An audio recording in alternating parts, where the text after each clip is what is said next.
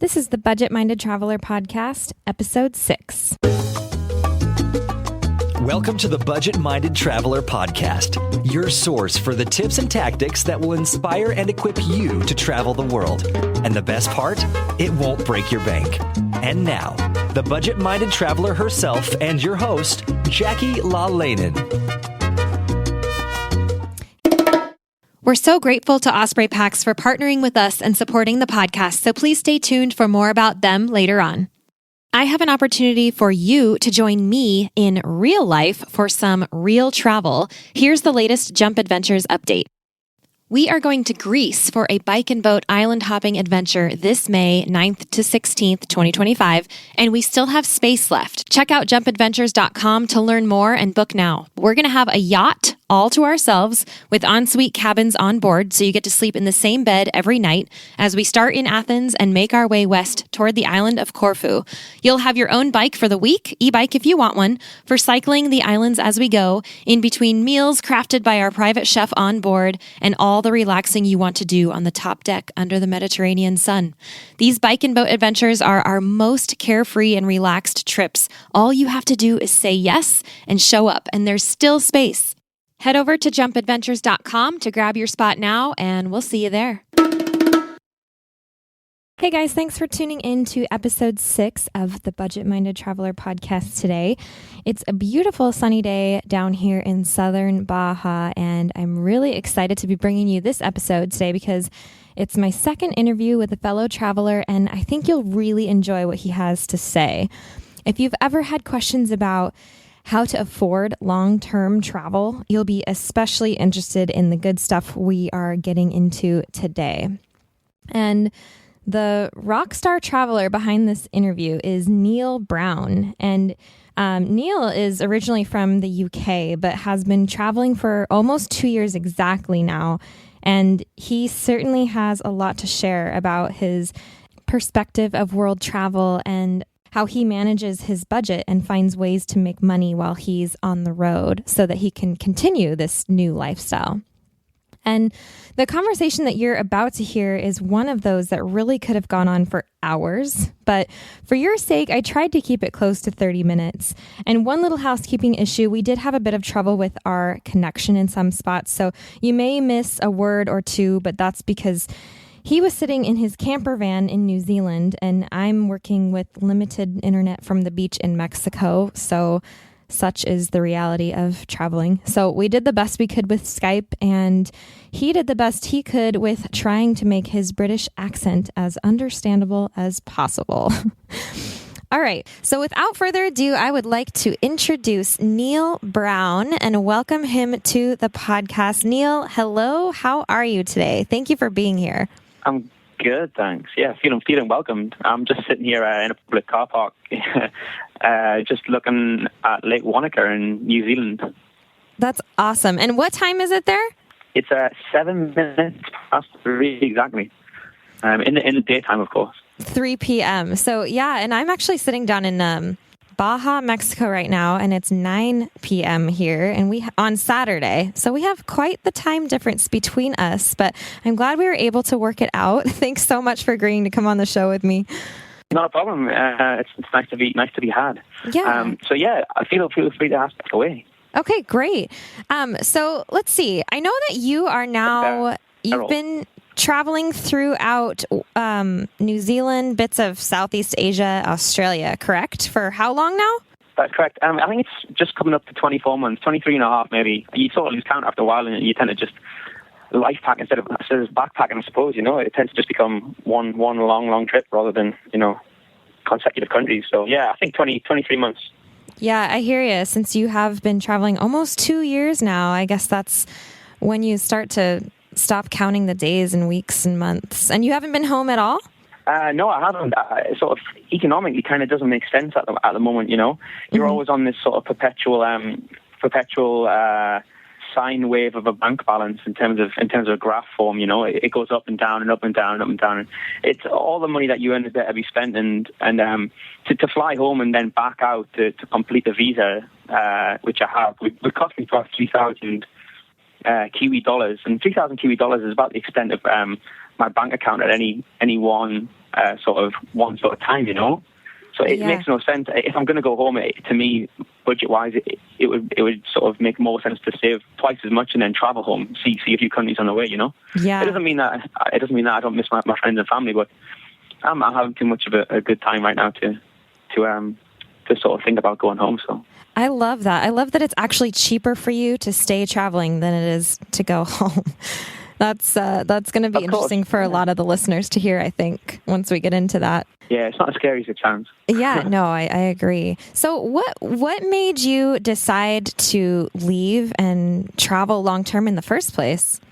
It was one of those things where it was kind of forced upon me in terms of mental state at the time. I sort of went through a bit of a breakup with a girl I was with for a good 8 years. It ended better for her than it ended for me, and I sort of had some money in the bank and did a bit more saving for 6 months, and then decided the best way to get over that was to go and sort of, like, in a cliche sense, find myself, you know. Absolutely. And that's sort of, I suppose, a lot of people. Well, I suppose. You actually meet a lot of people we refer to as kind of trauma travelers who have an issue here or there with partners or with family members who passed away, and find that they don't feel like they really have anything else, so they go out to find those things, you know. Yeah, or they're just ready for something new. I'd like to impress on people the fact that sort of helps a huge amount, you know. And if you're in that position, then just go for it. The hardest bit really is getting on a plane, you know. Yeah, absolutely. Mm-hmm. No, I completely agree. I've multiple times have up and left in search of new adventure, new life, and you know, you grow every time. You learn more about yourself every time, and the world around you, and it's an unending sort of thing. It just becomes addicting. It's a very intrinsic thing, and I think a lot of people see travel or those sort of things as being a very sort of big learning curve, and it is, you know, and you do learn a lot about yourself, and you learn a lot about other people as well, you know, and that's how I've learned about myself more, is through other people, you know. You see a lot of yourself in other people, and not so much the way you are now, but the way you were, you know. So, but not to get too sort of existential about those things. That's you know, the personal things. So. Yeah, but I mean, there's something there, I think, in a lot of travelers' stories. So it's definitely relevant. So, sure. Did you, when you left originally, did you realize you were going to be gone for this long? How long had you planned on leaving for? You get visas, and my visas when I left England extended to about 15 months of travel, I would say. And then my mental state said, you're not going to come back after that. But who knows where you're going to go after that is what I was telling myself. So I have an open-ended trip, a very open-ended trip. I can see myself traveling for at least another 2 years before I go home. But even after that, you know, if I'm still doing what I want to do and what makes me happy, then there's no real reason for me to give up the lifestyle, you know. Absolutely. Once a traveler, always a traveler, as they say, you know. Yeah, and it's such a great feeling to decide to do that and to be able to just kind of go where the wind takes you. It's an incredibly freeing feeling. Well, we all do. We all have that capability, you know. A lot of friends over the last 2 years have messaged me saying, I see your photographs, I see what you're doing, and I wish I could do that. And I'm like, and my response has always been, without sounding too sort of gung-ho about it, is you can. You know, everybody can. You know, a mortgage and a car and a job and nothing to tie you down from. You know, you can get rid of those things. In fact, you know, I think the direct translation of mortgage in French is death contract, you know. Which I always find funny. The only thing that you really does tie you down is another human being on your hands, you know. Someone you're in love with or a child, you know. Those two things, yeah, you don't have to be so self-centered about going traveling, but if you've got a car and a house, you know, they're material things. You don't really even. I live in a van. I've been living in a van for 7 months. Like, you don't need it. You don't need a car or a house. But ironically, I have both at the moment. So, well, I completely agree with you. I mean, I really like to keep my, you know, possessions, belongings, everything to a minimum. And there was a lot of years where I was just up and go, you know, throw everything in storage. I mean, having all that stuff to me is just not as important as seeing the world often. And I mean, I talked before in episode 2 of this podcast about priorities, and that's really what it comes down to for me, for you, for a lot of people out there. Priority is just to travel. And, we want to encourage but other. When you do travel, people have their own. Yeah, they have their own priorities. Sorry to interrupt there. No, that's okay. People do have their own priorities. I mean, I know a lot of people who travel with things that I look at and go, God, I couldn't travel with those. But I'm a professional musician, and I travel around with my guitar, and it's a lot of times that's how I make money. And I've got a sort of cumbersome guitar that I carry around with, but I still see people with like hair straighteners and hair dryers and things like that, and I think that's not what I want to travel with. But travel is a personal thing, and if those things are important to you and they mean that you're going to be comfortable with what you're doing, then you can disregard a lot of things that you don't really need in life, but take things that are important to you. I don't travel with any photographs or anything like that. I haven't got a laptop or things like that. But there are times when I wish I did have them. But you don't. In my mind, I don't need those things. But everybody has their own personal way of traveling. That's what I'm trying to impress with that. Or the higgledy-pickledy sentence there. Yeah, no, I get it. And for example, if you do have children, you can still travel with them. Just bring them with you. There's a lot of things. Yeah, just don't take them on a 24-hour bus ride for me. Yeah, unless you're the only ones on the bus. Oh my goodness. All right, so let's get back to. There's some questions I wanted to ask you. How much money did you save before you left? I mean, did you have a travel saving, like a budget, for this, or did you just kind of up and go? I'd like to at this point personally thank the British government, because through a lot of my student loans I managed to save rather than frivolously spend on things I didn't need, and I'd actually accrued quite a bit from my student loans. I wouldn't say a huge amount, but a couple of thousand English is actually quite a lot. Then after that, I took 6 months to work every job I could, pretty much, to make cash and actually, apart from my guitar equipment back in England, to just fund it. But one thing I learned later on in my travels is money when you leave. Having a travel fund is quite an archaic way of traveling. I think the best way is to save just a tiny amount to get you on your feet in whichever country you are at. Buy a visa and your plane ticket out there, and then worry about money when you get there, because there's something about having no money or having a small amount of money, which is, quite freeing. You get to a country and you have no money, then you have to get a job. You have to take whatever's put in front of you. You don't think, I want a bar job, or I want a restaurant job, or I'd like to work on the boats. Or if you have nothing, you sort of take the first thing that comes to you, and that's the true adventure.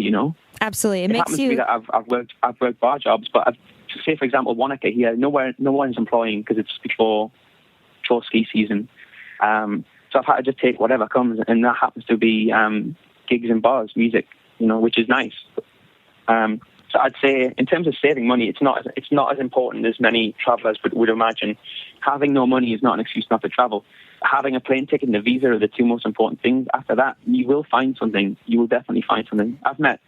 In fact, the last town I was in, there was a doctor washing pans in the bar I was in. I think it's from Argentina or Chile or somewhere. Mm-hmm. And him and his girlfriend were just loving their lives, and he was washing pans, but he's probably the most educated person in the entire bar. Mm-hmm. And he's making it work. It definitely makes you resourceful.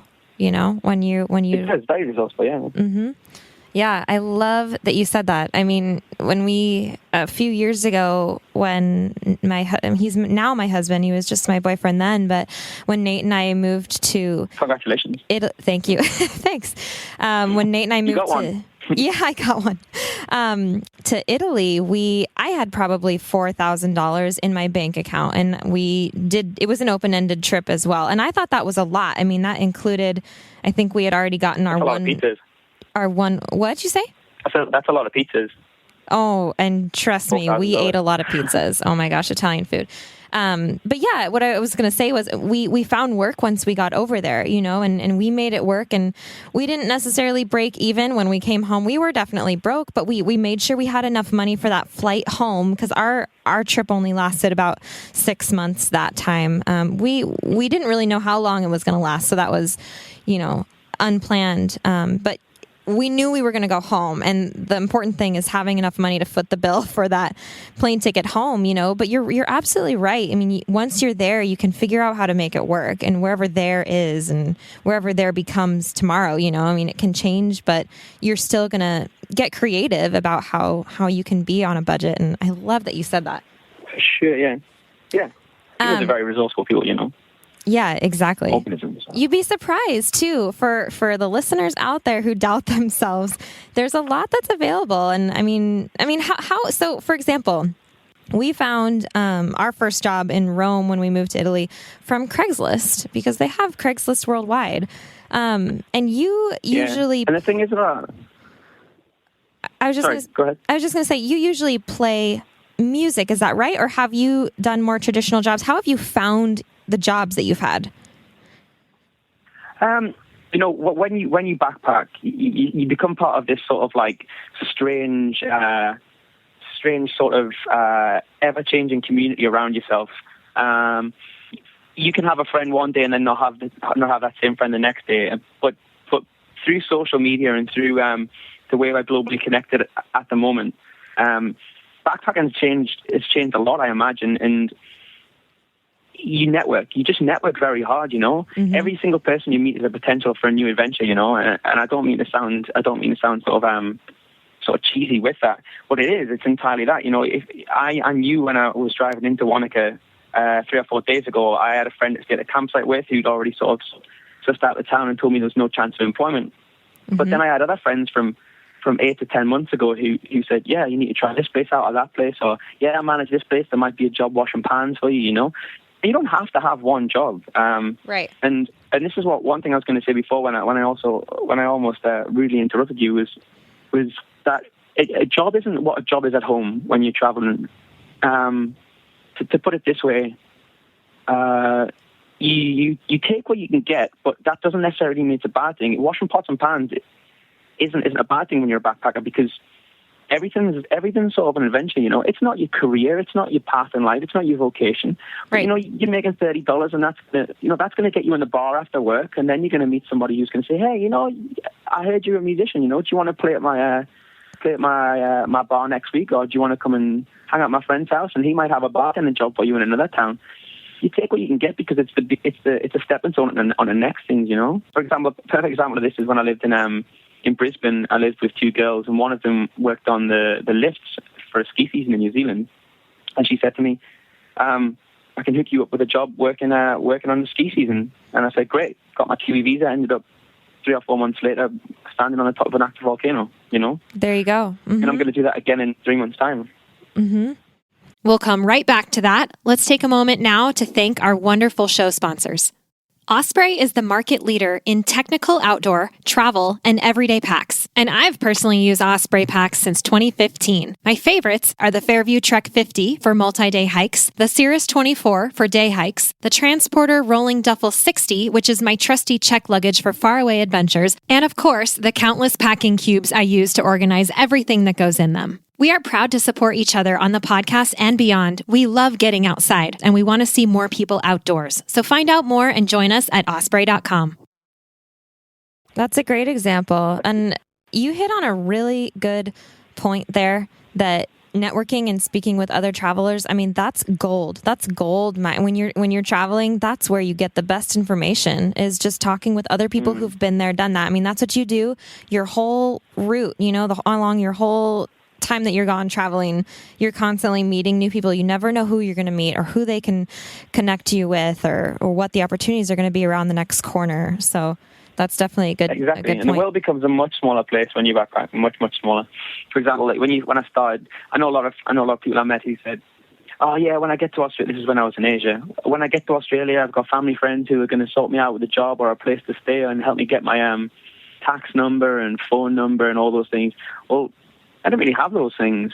To say not really had them, I didn't have them at all, A lot of people have got friends and family around the world, but my family is sort of centralized in the UK, so I didn't have that. And so networking while I was in Southeast Asia was important to sort of help me out when I got there. It wasn't sort of scary, but you do feel sort of very very, very small on a big continent like Australia is, and just to have a fixed address to get a tax number sent to you is the first problem you'll ever meet in a new country where you've got a working visa.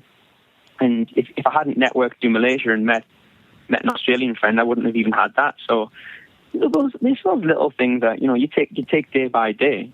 Yep. They're not problems you have at home, because you know people. But to only know one person in Australia was enough for me to get started, and that's all you really need. Yeah, and it happened for you. It worked out, and you were somewhere in Malaysia. You said when that happened, right? Yeah, but that's the thing. Things always work out. Yep. It's one thing. You lose that little bit of social anxiety that everybody has. Like, what if? You're always asking yourself that question. What if this happens? What if it happens? Well, in Australia and New Zealand, they have a phrase which is she'll be right, which means she will be all right, obviously, without a dodgy accent.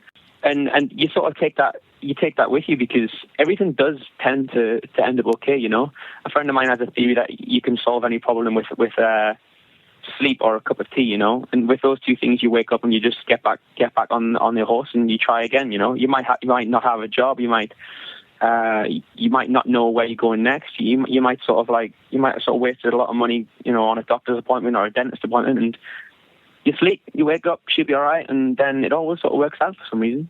Yeah, you are like embodying what I believe in. I love it. I love this conversation right now. It's so good. Stop it, you make me blush. Oh, okay. We'll move on. So just some fun questions, because I have to ask you. So how many countries have you been to on this trip so far? On this trip, so Thailand, Vietnam, Cambodia, Laos, Malaysia, Singapore, Australia, and New Zealand. That's the extent so far. They're fairly common backpacking countries. I'm hoping to sort of step out of that. New Zealand and Australia are very easy to travel in once you've been through Southeast Asia. Not that Southeast Asia was particularly hard, but I'd like to go and do sort of Eastern Bloc Europe, and I'd like to definitely do South America, put myself out of my comfort zone again, because New Zealand, to an extent, has a lot of parallels with the UK, obviously being Commonwealth, and if you took the sort of Maori away, you'd kind of be left with, a more spectacular version of England. So I feel very comfortable right now, which isn't a good feeling for me personally. I like to feel that heartbeat of not knowing what I'm really saying in language, or what I'm eating, or who I'm talking to, or what's going to happen. Yep. And so, South America is difficult too. It's huge. I guess Southeast Asia is pretty easy to travel through. At least that's how I found it. And places like Europe and Central America, they're still close together. It's really easy to travel through those places. But somewhere like South America, that's going to present challenges in a lot of ways, especially if you don't speak the language. And I think I already know how to order a beer in a few Latin languages, so I'm sure I'm going to get along okay. That's good. That's what you need to know, right? And when do you plan? Yeah, well, that's the key to networking. Yeah, well, for you, especially if you're going to be playing in bars and such, do you have any idea when you're going to be when you're going to be heading over there? No, but I certainly will do. My general sort of plan, and they say backpackers have this. They love to have this. They have this hive mind of opinions, and one of them is, best plans, no plan.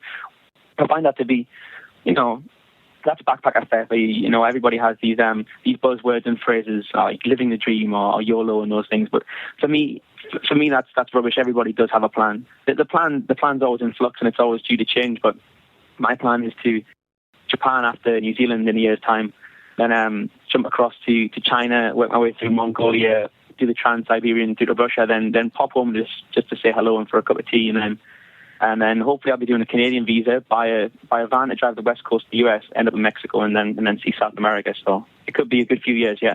Wow, I love that plan. When you make it to the west coast, you'll have to stop through Montana. Come say hi. For sure. Yeah, I'll do that. There you go. There's how to network. Yeah, exactly. So this question, I know you've heard a million times. We all have, but it's what everybody wants to hear. What has been your favorite places that you've been on this trip? The world, man. The world's my favorite place. No, I think it's a bit disingenuous to say of any particular country that was your favorite. I have so many great experiences from all of them, and to some extent, when a place isn't what you regard as being good, it kind of makes things better, because you actually, when things it sounds like a bit of an oxymoron, but when things are bad, they're actually better because you learn more about a place. Everybody knows what's good. Everybody knows what they like. Everybody knows they like that sweet, sugary drink. Everybody knows that, they like sitting on a beach looking at a sunset or a sunrise. But when you find somewhere that you don't like, I always find it very interesting to stay there longer than I really should. Because you're going to learn a lot more about yourself by staying somewhere. You learn about your dislikes, and through that, you learn about your likes, Mm-hmm. I hope that makes sense. It kind of sounds a bit sort of it kind of sounds a bit backwards, but maybe if you have travelled or you are going to travel, you either learn that lesson or you won't. If you don't like a place, stay there, is what I'm saying. Well, yeah, and actually, there's something to be said about that. I mean, you keep bringing up the word learn, and I say that a lot too, like you learn a lot about yourself when you're traveling, and those experiences that you have, even if you run into a bad situation and you have to work yourself out of it, you gain so much from that, at least in my experience I have. And those have been some of my greatest travel stories, was when, I've had my highest highs and my lowest lows when I've been out, by myself in the world, traveling somewhere and going through these situations that you can't plan in advance. And I mean, every day is an adventure and you just have to, make the most of it. So. Yeah, sure. And for sure, every day is an adventure when you're sort of fish out of water. I've worked in bars long enough traveling to know that, you're instantly something different. You're instantly something exotic just because you happen to have a different accent and you come from a different part of the world, Mm-hmm. And that in itself is even if it's not an adventure for you, even if it's just another day at work, you're somebody else's adventure as well, You can People can sit there and talk to hours from you at a bar, and just asking about, what we're doing now. We're just having a conversation about what's happened in the last 2 years. And for me, it's become kind of benign, and you forget how sort of lucky and you are and how much an awesome time you're having sometimes when you're just locked down in a small ski town working for 4 months. And you forget that because it's become pretty much your life day to day traveling, that you forget what you're doing is pretty awesome, And you need to slap yourself sometimes and say, sometimes it just takes a 10-15 minute conversation with somebody who's just like, who's sort of bleary-eyed and mouth open at all your stories to realize that you're continuing to do something very special, even if it's just an intrinsic thing, Yeah, it can be really refreshing to meet people like that and talk about that and realize that, you are in a place that a lot of people wish they could be in, and being thankful for that, I guess, all the time and getting the most out of it. For sure, yeah. I mean, my day-to-day life I've been living in a van up in the very far north of New Zealand, where sort of the highest Maori population is, and where the Treaty of Waitangi was signed in 1814 to sort of cement New Zealand as part of the Commonwealth, and just to say you've lived in a van for 7 months, not that it was a real challenge or anything, but people sort of go, no, you sort of lived in a van for 7 months, and it's like, you kind of forget how weird that is. I've just got my little world of my own here in this metal box, and sometimes I feel like a snail. But you just kind of forget how much of a non-standard thing that is for any human being in society. But when you backpack, you've sort of stepped out of society, or selected to step out of society for a while. Mm-hmm. That's a good point too. It's on my bucket list to buy a van and explore New Zealand, actually. So you're doing it right now. I think it's awesome. Yeah, I'm having a great time. And I actually wanted to talk a little bit about your van. How did you get it? What was the driving force behind that? How did you decide to go ahead and buy the van? Is it just easy, or? Let's call him by his name, Ron. We're going to go with Ron. Okay. He's a bit of an old man. He's from 1994. That's when he was born. It's a Mitsubishi L300 conversion, and converted by a good friend of mine, Mr. Nick Kneale. He's from the south coast of England, a bit of a surf and windsurf fanatic, and he converted it to him and his girlfriend to travel around in. Well, he's about 6'7", 6'8", or something crazy like that. And he needed something bigger, and I mentioned to him one day when I was working on a mountain with him. I think maybe in the middle of a blizzard. Let's paint a romantic story. Yeah, we were in the middle of a blizzard, and I mentioned to him that I was considering buying a van, and he mentioned that he was considering selling a van. So I said, right. I said, how much? And he said, 4,000. I said, right, that sounds steep, but if you tell me it's going to run, let's have a look at it. He brought it around one night, and God, this is a terribly boring story for your listeners, but yeah, so I bought the van off him anyway. and I've been slowly doing it up, and I've got a little solar panel in the front to make it more eco-friendly. That's right, girls. It's eco-friendly. Nice. And a spare battery in the back, and yeah, it's. I would say it's fairly comfortable. What I really mean is it's extraordinarily comfortable. And that's not going to have your house with you wherever you go. Yeah, exactly. And then you're not paying for lodging either. So it's better for the budget, right? Well, you would think so. I mean, this is the problem. This is the sort of post 60s, post Jack Kerouac sort of idea that we have as travelers, is that you can do that. You can just go and buy a van and just pull it by the side of the road, and you and your friend can just sleep in it and then worry about showers later. It's not entirely like that. I'd love to say it is, but here's the deal with the way the sort of world's run and bureaucracy and all those sort of things. They've legislated against the dream. You can't really do that. You do have to pay for places because they've got these signs everywhere saying no camper vans. It's a bit of a sore subject for me because I've always been a big fan of 60s camper culture, on the road and those sort of things. But you just can't do that. It's unfortunate. You've got to kind of, and you can't do that on two levels because you can't do it legally, but you can't do it in the sense that at the moment I'm traveling on my own. And if I'm going to meet people or continue to network or sort of have fun with other travelers, you do kind of have to stay in hostels now and again, Yeah. Everybody gets lonely. It doesn't matter who you are. Mm-hmm. And generally, the best kind of hostels run by the best kind of people will let you pull over for $10, $15 a night and have a shower and use the kitchen and meet people, hang out, drink and have fun and all the normal things you would do. But then you can just sleep in your van. Right. Of which you intended to, but a lot of places, it's all become about the money. That this, like I say, they've legislated against the dream a little bit. I am a little disappointed to hear that because that's kind of a bust to the budget. I mean, it just buying your own van and then still having to pay for stuff like that is kind of a bummer. But at the same time, I agree that networking is really important, and you do get lonely, and being with people is. Obviously the answer to that. And like we were saying before, you never know who you're going to meet, and you definitely want to put yourself into situations where you're going to be open to that. And so I guess it can be a good thing too. Well, yeah. And through sort of networking, I mean, your networking skills, exponentially increase while you travel. And definitely. Say, for example, at the moment, I'm just staying with a friend. I'm parked on their lawn, and they haven't told me to get off the shotgun yet. So I'm going to continue to do that while I make a little bit of cash to move on. So yeah. Thanks to Dell for that. That's a good plan. Yeah. So, okay, we need to wrap it up a little bit here because we've been going on half an hour already. But I have one last question for you that I think, in a way, you've spoken to a lot already. But what advice would you give someone considering long-term travel who might doubt that they could afford it? What would you say to them? I previously mentioned about not really having a budget. You do need to save a little bit is what I call a contingency budget. So this is how I do it personally. I take it this was kind of what the podcast was about. My budget. I don't have one as such, but I do have what you call a contingency budget.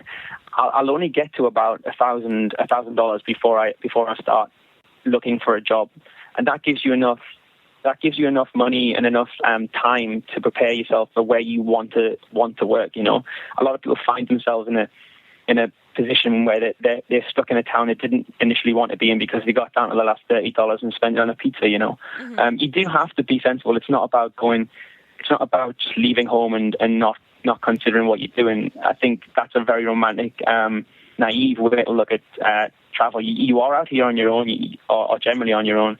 And you do need to be sensible to some extent. Obviously, taking risks is part of the fun, but I'd say, as I said before, a visa and a plane ticket and a little bit of contingency budget are enough to get you going. You don't need to be a millionaire to travel. In fact, I very rarely have a lot of money. But it's what you do with it that's the most important thing. I spend everything. I spend absolutely everything. But I gain absolutely everything as well, to put it that way, which is obvious. So please don't worry so much about having a lot of money when you leave home. buy a plane ticket because that's the hardest part. Mm-hmm. The hardest part is just getting on the plane, Everything else should be right. Yeah. I mean, leaving everything behind tends to be the biggest step. And then once you get going, everything just starts, making sense and everything works. And you mentioned the contingency budget, the budget. I don't know why I'm having a hard time saying that, but we do that at home too, basically. Like there's just kind of a minimum line that when we get there, it's like, okay, we really need to make some more money before we travel again. And it's time to buckle down and start cutting off our extra spending. And that way we can build that back up and then we're free to take another trip. I think that's for sure. kind of what you're talking about. I got thinking about budget when you asked me to do this sort of interview, and I sort of sat down and realized that my budget's it's quite different to a lot of backpackers in the sense that I don't skimp on food and drink. A lot of backpackers live on noodles and very cheap boxed wine, Mm-hmm. But for me, that kind of defeats my personal ethos when I travel, and that's you do experience a country through its most common things, not its most outrageous things. Like a lot of people in New Zealand here are jumping out of planes or off bridges or those sort of things. But that's not New Zealand. New Zealand's through its food and drink and. For example, if you think of Italy, the thing that most people think of unless they've been is pizza and pasta and grappa and limoncello and things like that. So for me, I don't skimp on food and drink. That is a huge part of my budget, and I'll literally spend on it. But I will sort of cut back on other things to keep that up. So, but that's my thing. That's my thing, and I'd never sort of tell anybody to travel on that budget if it's not for them, because each person's travel experience is of their own, Yeah, no, I think that's a really good point because, everybody's going to have their thing. And I also really enjoy food, but there is an extent to where I refuse to pay too much. Like at a nice, restaurant, I don't really go to nice restaurants, but I love finding hole-in-the-wall places, and food is a huge part of culture. And so I agree with you. You don't have to spend a lot of money on one particular meal, but if I have 3 interesting meals a day, I won't mind that being part of my travel budget. And for example, just last night, $70 I spent on cocktails, which would make most backpackers blush or pass out, in terms of their budget. But for me, I'm sort of on a big learning curve in terms of learning cocktails to open my own venue at some point in life, hopefully. For me, to try these things around the world is a huge sort of point for me, Each country I go to, even if it costs me that much, I'd like to try them and see new techniques and learn and things like that, And to go back a little bit, what I find sort of irritating about travel preferences on you, oh, you've got to do this, you have to do that. Why did you do this? Why did you spend so much time here? And they're missing, for me, what is the point, and that is, it's your travel experience. For example, Queenstown here in New Zealand, every single backpacker is heading to Queenstown for the winter. Every time I ask someone it's Queenstown, but I'd never tell them not to go to Queenstown. I'd never sort of and sometimes you feel a bit affronted because they've questioned your entire travel mentality, And I'd just say to people, chill out a little bit, travel on your own thing, and let other people do theirs, because we're all on this conveyor belt together, but we're all taking our time, Yeah, That's exactly. my little rant about that anyway. It's one of the good things about traveling alone too, is what I'm hearing from you, and you can make it whatever you want it to be when you are alone, or if you have just that one person with you, it's easier to make it your own, and that's what everybody's out to do, I guess, when you're traveling anyway. So yeah, well, you're never truly alone when you travel. You're always with somebody or surrounded by a few people, or this is true. Like my mum said to me before I left, you only have 24 hours away from home, and it makes the world a really small place when you think of it that way, I haven't actually thought about that really before, but it's 24 hours and it's also an expensive plane ticket, which that could be a different kind of, brick wall in front of you. That's why you've got to have your contingency budget. Yeah, that's true. But yeah, I always love to say, you aren't alone when you travel, even if you go by yourself. Nate was just asking me today, what do you do when you're alone? Talking about a trip I took years ago. And I said, well, I wasn't ever really alone. Anything you want to do.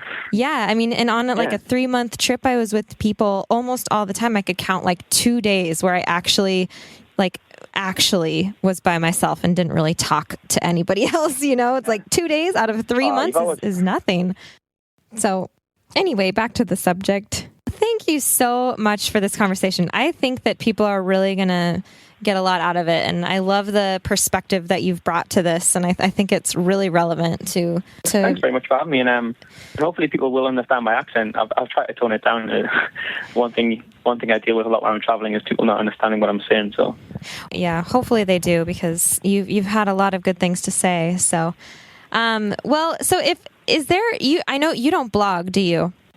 I don't. I have done a few blogs on a friend's website, and maybe I can plug that for her, because she's an aspiring writer, and she's very, very good, and she's been very kind to me hosting a few of my opinion pieces. I'm not entirely sure of the web link, but if you just type into to your search engine, Traveling Helga, so that's traveling is in the word traveling, as we all do, and Helga, Helga, and her pieces are great, and she's done a lot of the South Pacific and a few awesome places that I haven't been to just yet, and my pieces are on there as guest posts, so you can find me, Kneale Brown, Kneale Brown, just like the color. I'm also on Twitter if you want to follow, and yeah. It's been nice chatting, so thanks very much, Jackie. Yeah, and on Twitter, you are Kneale Brown, right? Your name? Yeah, straight up, at Kneale Brown. Okay, and it's Kneale Brown, for those of you who want to follow Kneale on Twitter. So, yeah. Awesome. Thank you so much, and we will we'll see you around. See you in Montana, hey? Yeah, sounds great. All right, cool. Thanks so much. We'll talk to you soon.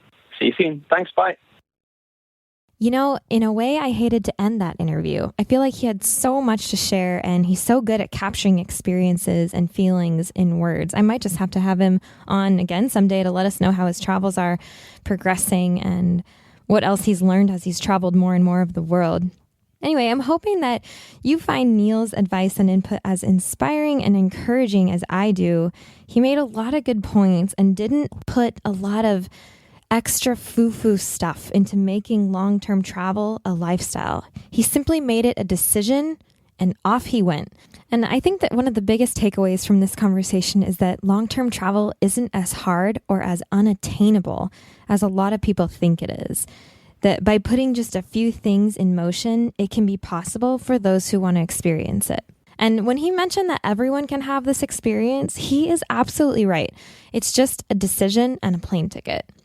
And I've posted a couple of links on the show notes page on my website to his guest posts on the Traveling Helga blog that he mentioned. And you can find those and some other great one-liners to take away from this episode at thebudgetmindedtraveler.com/6.